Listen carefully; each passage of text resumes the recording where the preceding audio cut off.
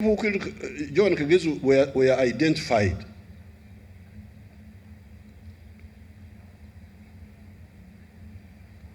Why they have not been prosecuted, I have now heard it from Susan now for the first time, that transboundary, I don't know what.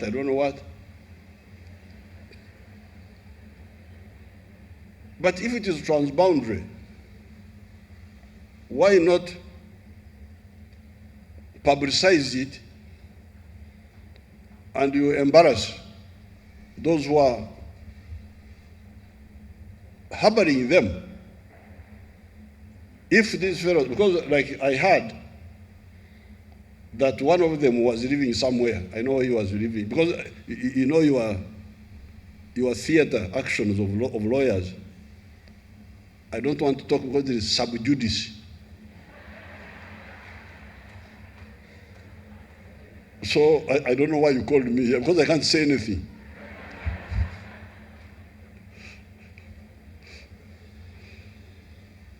But I know the story. So the story is, these people were seen, were identified. They were seen clearly, and we have got Abodo was talking about working with the police. Those departments have good talent in them if they are well used. In the police, we had a department who could do forensic reconstruction. These people say, the person you saw, how did he or she look like? Then the person describes in words. Then the forensic draws. So these people, when they drew, we knew one of the criminals, and we know him. So I was asking my girl there in the CID, Akulo, what happened? Oh, we are still what? Transboundary, what Susan was saying. But if it is transboundary, if they say that they don't want to bring back that person here because we are killers, okay, you try him there. Is that allowed? Why can this person not be tried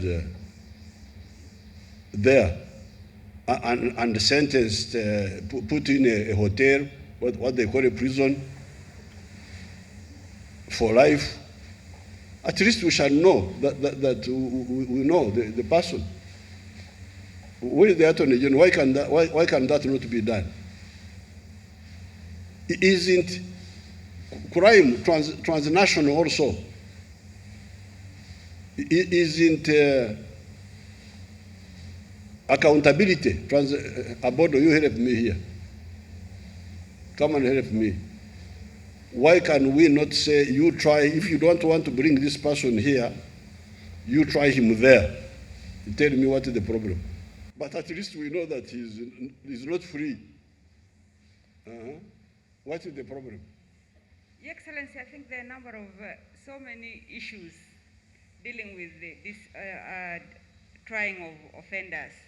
Sometimes even they don't want to extradite an offender because if you have a death penalty in our laws, then they don't want Okay, you to. try him there in your... And sometimes we can do that, Your Excellency, but I think it just depends on what relationship, what treaties we have with a particular country. Yeah, but we bring it up so that, because now the people of Uganda are demoralized because somebody was killed, and it appears as if we don't even know the one who killed the person. If we know who killed the person, but we say he's somewhere where they don't want to bring him back, then at least people will know. What is the problem? Maybe Susan knows more about this. Susan, come and tell me. And all this. This is because people don't listen to the NRM message. We can create 50 million jobs in agriculture alone, if the families who have land listen to our message. Forget about those who may not have land, because I've said only 5 million. The other 4, maybe they are in the town, Kawempe and all that. Okay, those we shall see how to handle them differently. But the ones who have got land, please, work for the stomach and the pocket with the Chivaro, Aymar, Chura, or Tita. Then you will have no, Susan will have less work in her office, migrating, going, coming back.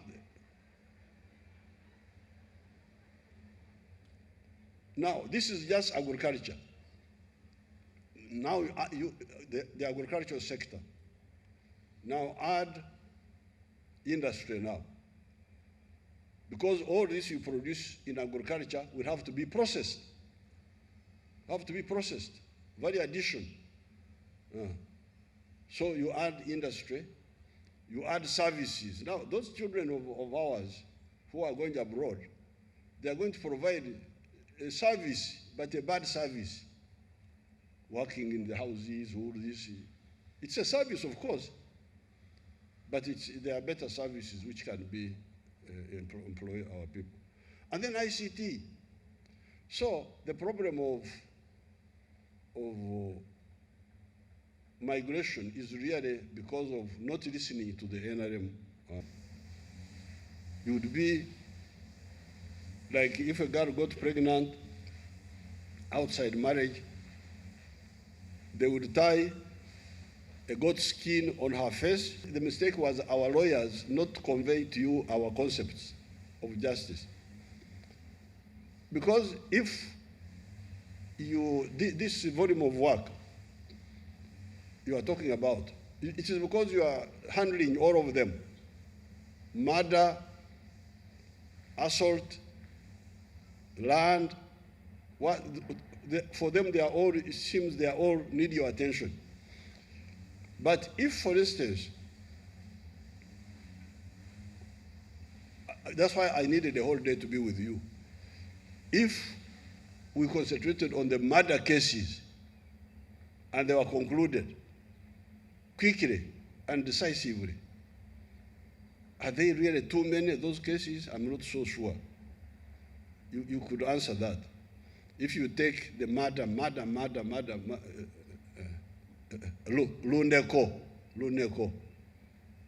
in our Choli language, killing.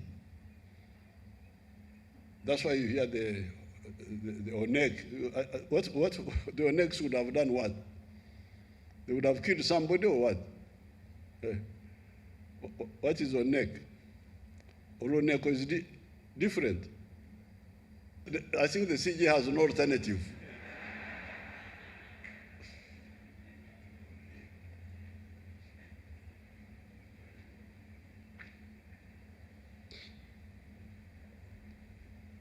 So, sorry for defying your wish.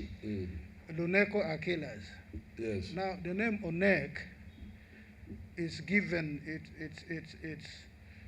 if a woman is married and takes long to produce, the elders will say, she's killing the children in the stomach. No, not that. That, you're not extending the family line. Oh. You are severing or you are severing. What is the verb there? So neko is to bring an end to.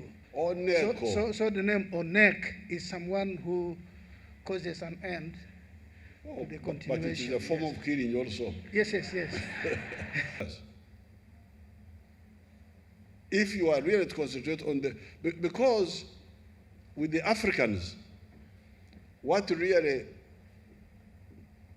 like for instance, when the Europeans came here, the British were doing very little for Uganda. But what they did, they stopped killings. They stopped killings. So much so that my uncle would curse people who annoy him. He would say, keite omuntu w'ekijungu bakakukoma emyaka igana. I wish you kill a breach protected person and you pay dearly. That was like a curse by my uncle, my own uncle, which meant that during the time of the British, the 70 years, killing had stopped. It had not stopped, but it was fully accountable. You would pay. So why do we make so many cases, killing, marriage, divorce? That's how you get overextended by trying to, I don't know, how many cases of killing nationally, for what percentage of that backlog? Your Excellency, there are not so many murder cases. Yes. You take, for instance, a session is about 40 cases. The majority of the cases you'll find there will be defilement and some rapes, but you might find like about 5 murders. But most of the time they're really bad murders. But there are not so many like the defilements. Yes. So that's why I think you could look at, thank you very much. I wish I had more time to be with you. If you could look at this question of clustering these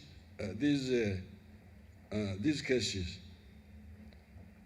The Nakoka, my daughter, in our language, you don't know our languages, you people. This is the problem you have. Nakoka means daughter, my daughter or something, for the Karamojong, and for the in public here, the ones of welfare and so on, because we talked about them, and I'm fully aware. I don't know the exact timing, but and I'm committed because I'm not.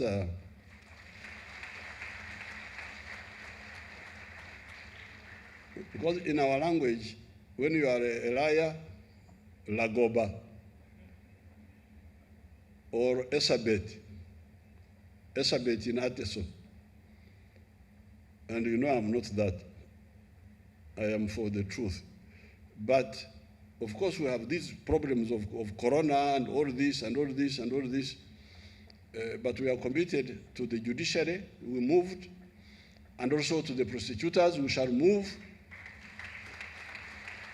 Now, what I don't know is the exact timing.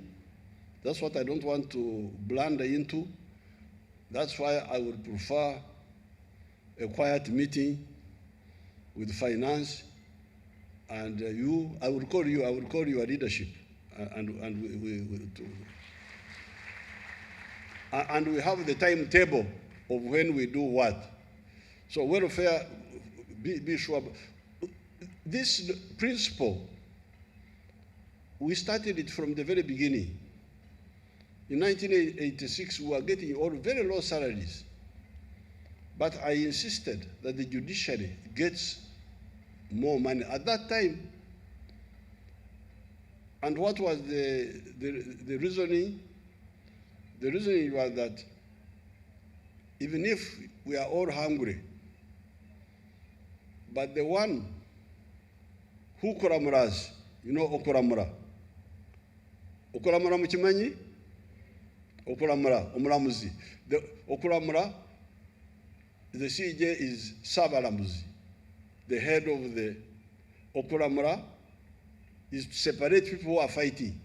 When you find people fighting and you say, stop fighting, what are you fighting for? And you separate them. We said the Balamuzi must not be hungry like us. We can be hungry, but not the Balamuzi. That's how we started the judiciary getting more money than anybody at the beginning. Now, later on, we were reminded that no, it's not just the Balamuzi. There are other legal officers of the government. The ones in the Attorney General's chambers, the DPP, and we said, okay, they are part of the chain, which our daughter has identified between the plow and the oxen. And we don't want the oxen to just be eating grass and not pulling the plow.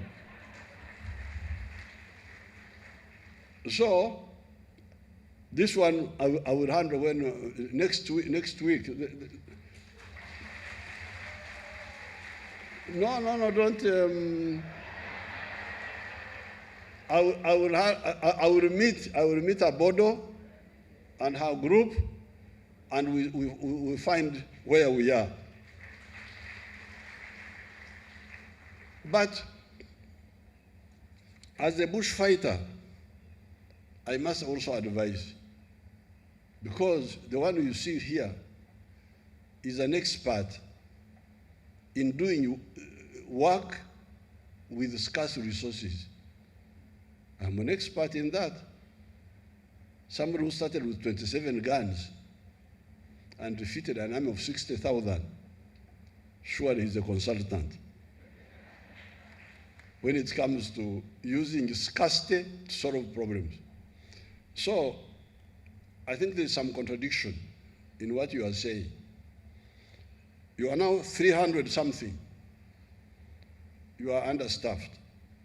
You want to be 800. For me, as a bushfighter, I would say, let's first pay these 300 well.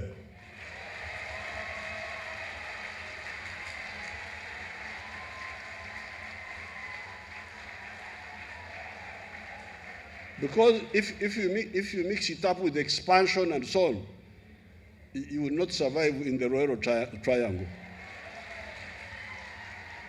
So, yes, they will be overworked, but somebody with a full stomach can work hard.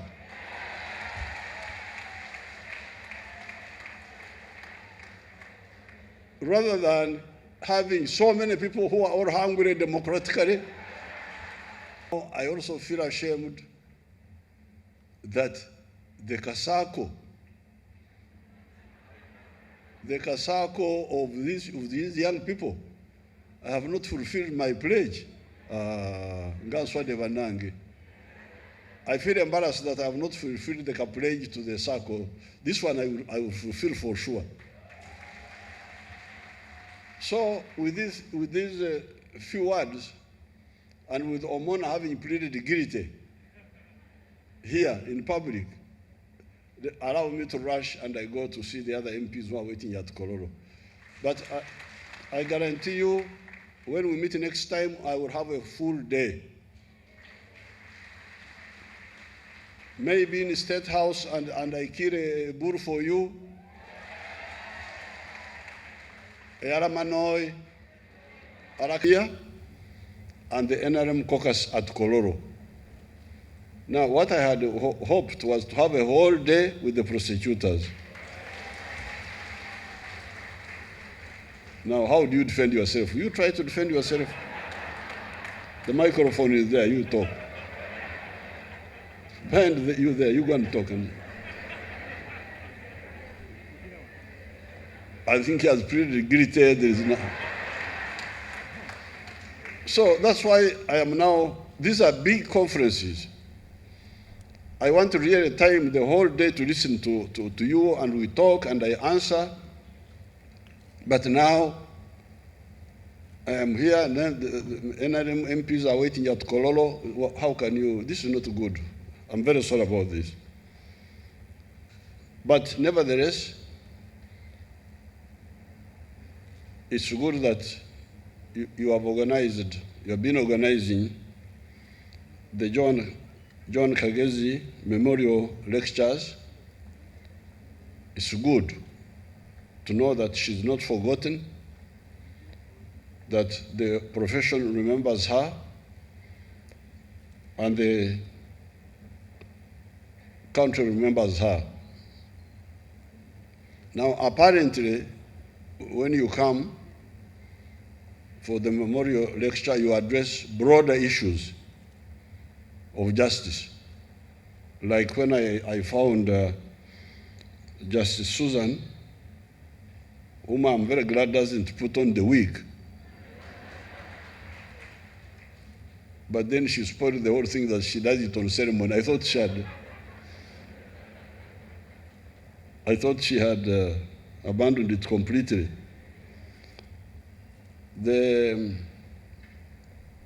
She was talking about the cross-border crime. and human trafficking. Now, this externalization of labor, which is part of the whole problem, as she pointed out, is really temporary for our country. We should not be here externalizing our children to go and work for others. There are some countries in the world that externalize their children, like the Philippines. You go all over the place, you find Filipinos all over the place. However, you have got other countries, like South Korea. The only South Korean I have ever seen abroad is Ban Ki-moon, the one who was Secretary General of the UN. You don't see South Koreans all over the place. This is the vision of the NRM. NRM, we don't want our children to go to work as abapakasi for other people. But the problem we have been having is the resistance to our vision. Because you remember we came from the bush, and when we came here, people were busy with all sorts of confusion, neo-colonial mentality. The civil service, some of the politicians, they had all sorts of confused ideas. So we have been struggling to implement our vision. The population of Uganda is now 43 million people.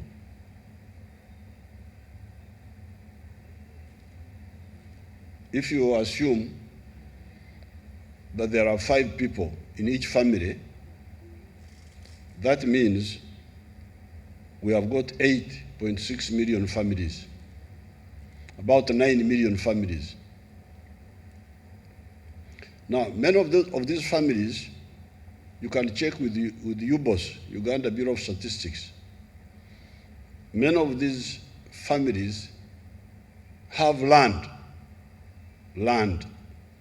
family land. They have land, many of them. Now,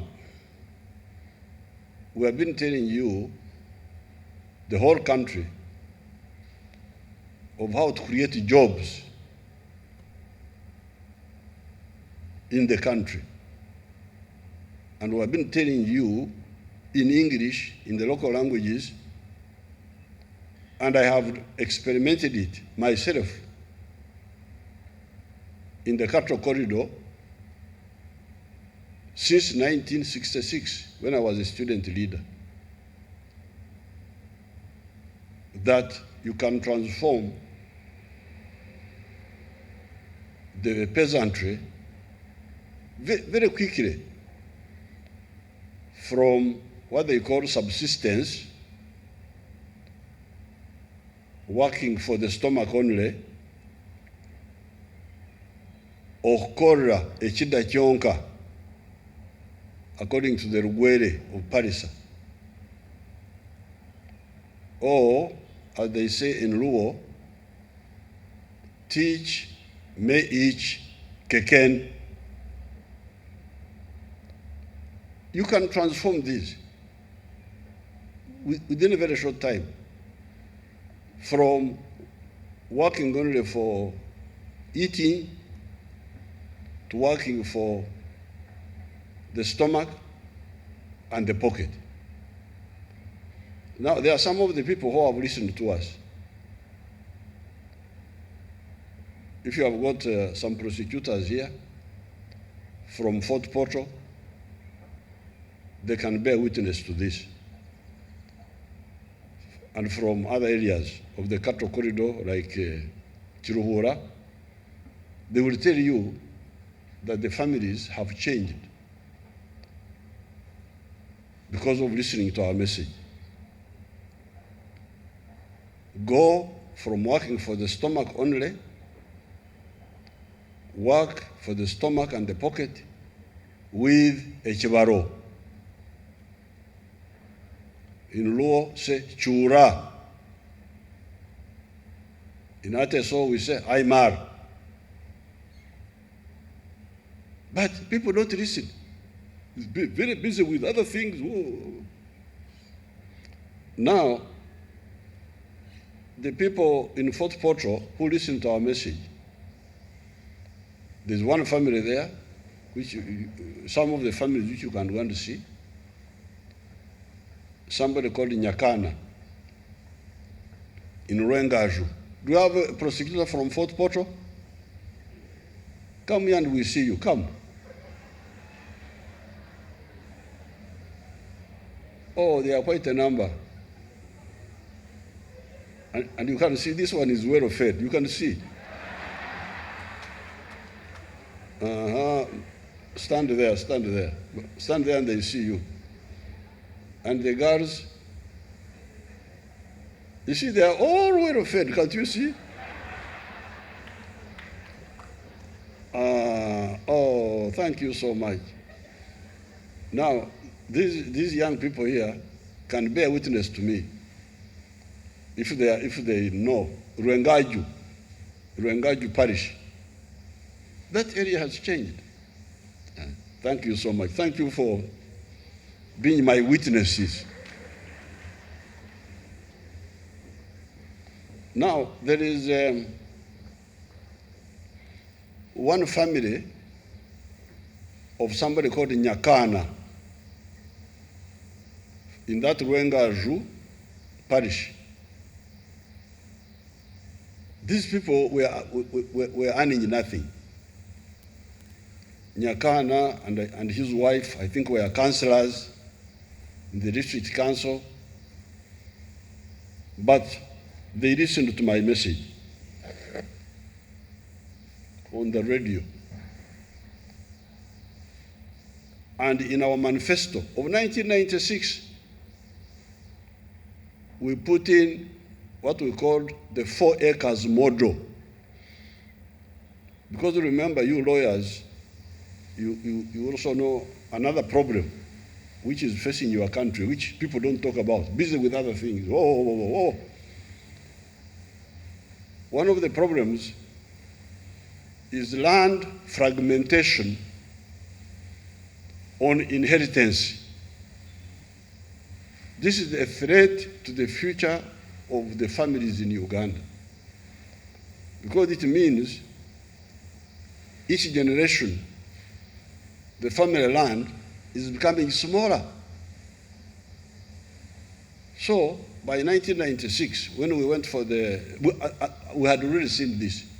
From 1966, when we were students, and started talking against it. Talking against, because I started my work in the Chulhura area. Do you have some prosecutors from Chulhura? Let's see how they look like. You come here. You can see how well fed she is. Evidence is here. They drink a lot of milk. Thank you, thank you. You see how they are all looking.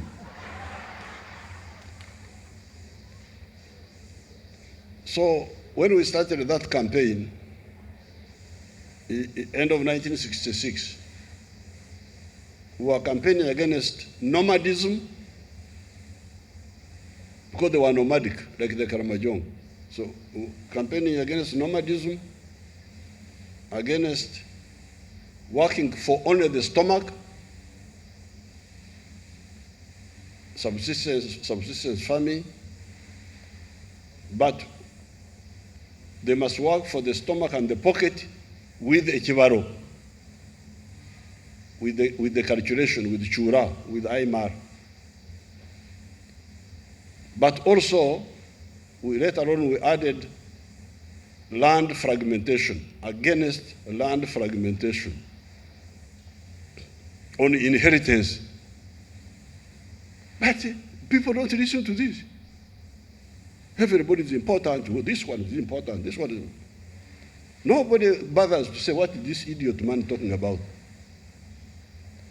So, in the 1996 manifesto, writing English, you people, you are destroying the family assets of the family, land. Now that you have destroyed enough, we advise you that if your land, your family land, is less than, is 4 acres or less, you no longer have the luxury. And I'm glad I saw the CJ recently talking about it in the north. I saw it somewhere in the paper, in the TV, I think. I saw it. I saw him talking about it. He was talking about the bad enterprise selection in the north, which is responsible for poverty. So in the 1996 manifesto, we said, now that you have destroyed the land, if you have got 4 acres or less, you no longer have the luxury of making careless enterprise selection. You should only select enterprises that can bring good income, even if you do them in a small area. And we talked of the 4 acres model. 1 acre, you put coffee, because we had calculated that from coffee, in a year, you can get more than 10 million. In Vietnam, they get 18 million equivalent in their currency from 1 acre of coffee. Then an acre of fruits.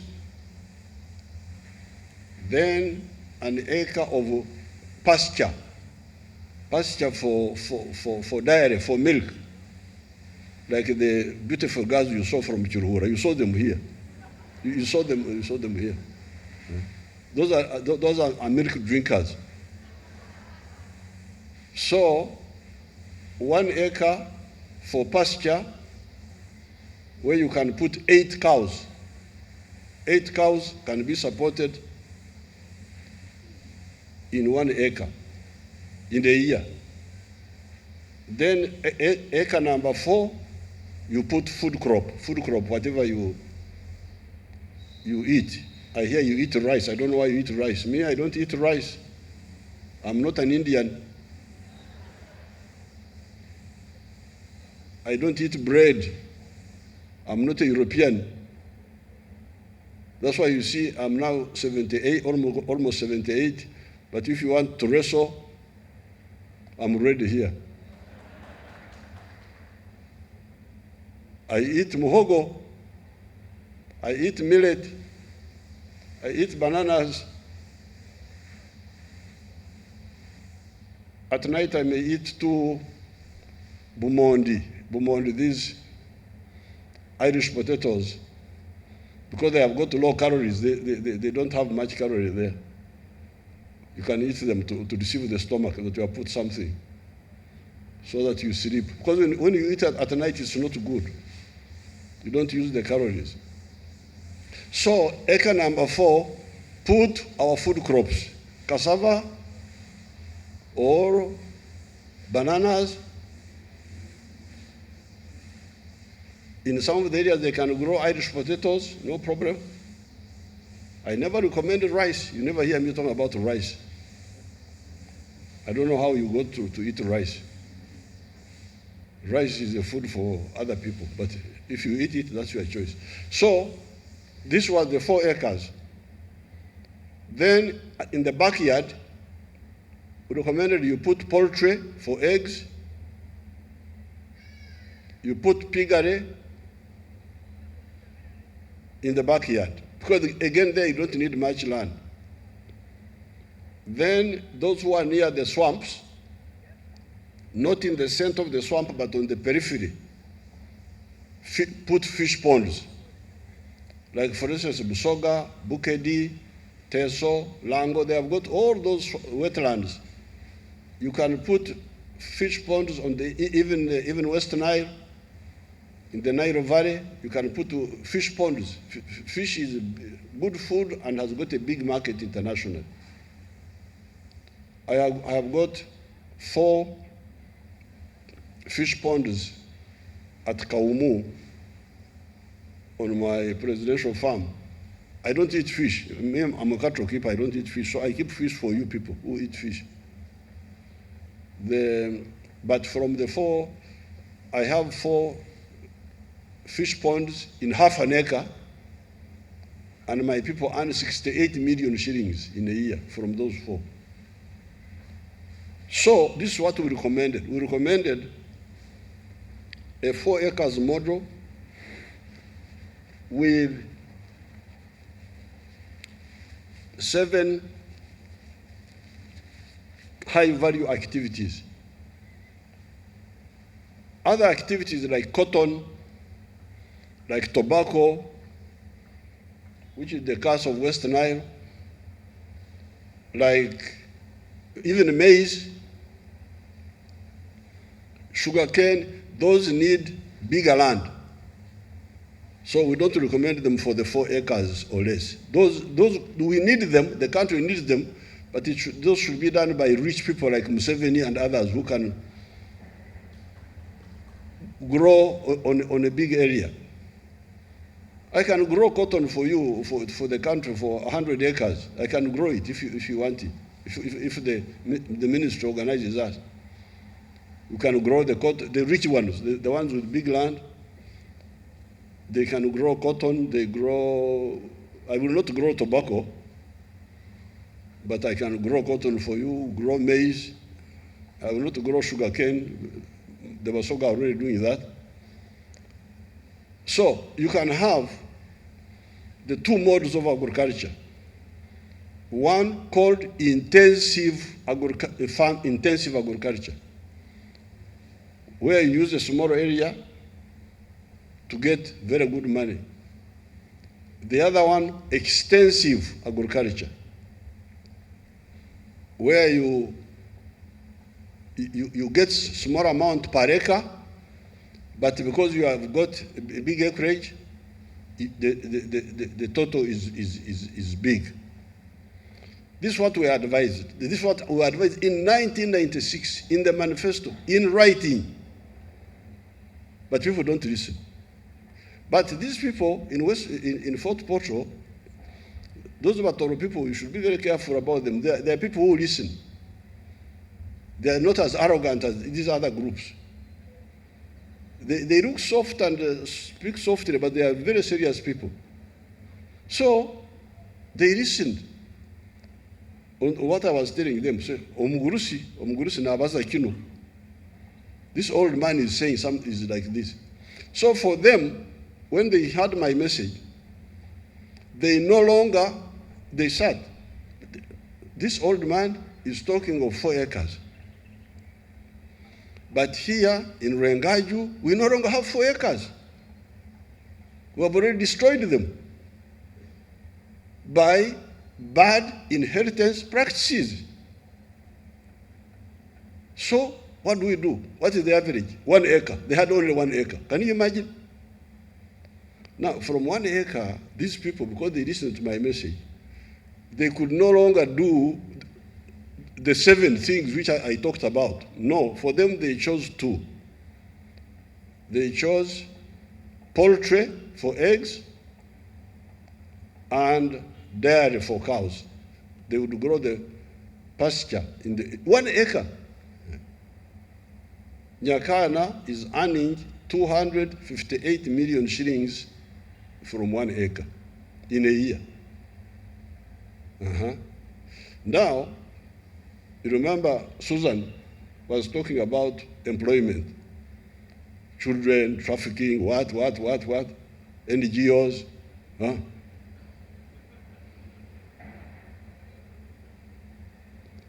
Now, Nyakana and his wife shifted from joblessness, because they were councillors in the district. I think they were no longer councillors. But as councillors, they were in any case getting very little. So by going for the two enterprises, which is what CJ was talking about when I watched,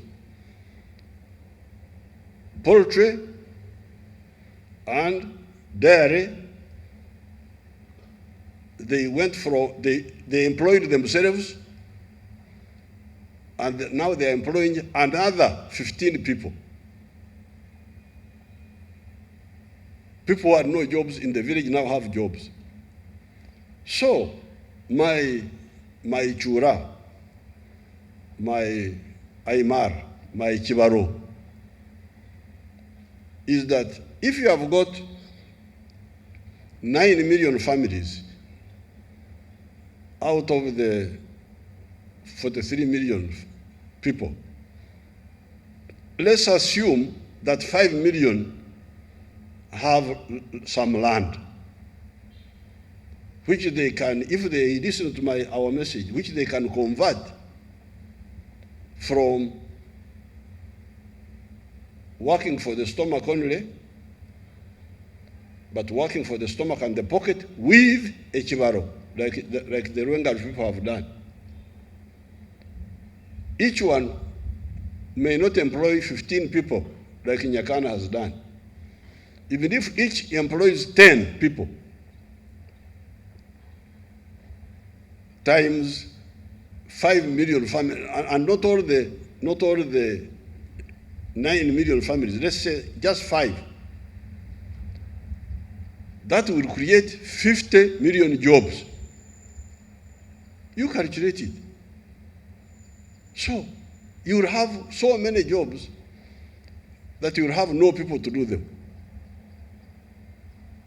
In any case, during the colonial times, that's how the Barundi, the Banyarwanda, the people from other places had come to Uganda, because we had coffee and other things, and we didn't have enough labor here. And people were coming from other countries. Now, this is one sector now. One sector, commercial agriculture. Just going from working for the stomach only to working for the stomach and the pocket with Chura, with Aymar. In Rugubara we say Otita.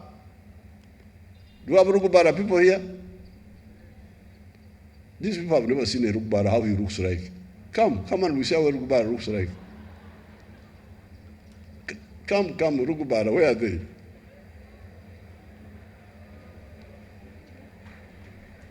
Oh, there are many Rugubaras, Wanangi. Very good, very good, very good, very good, very good. Ingonia, our therefore,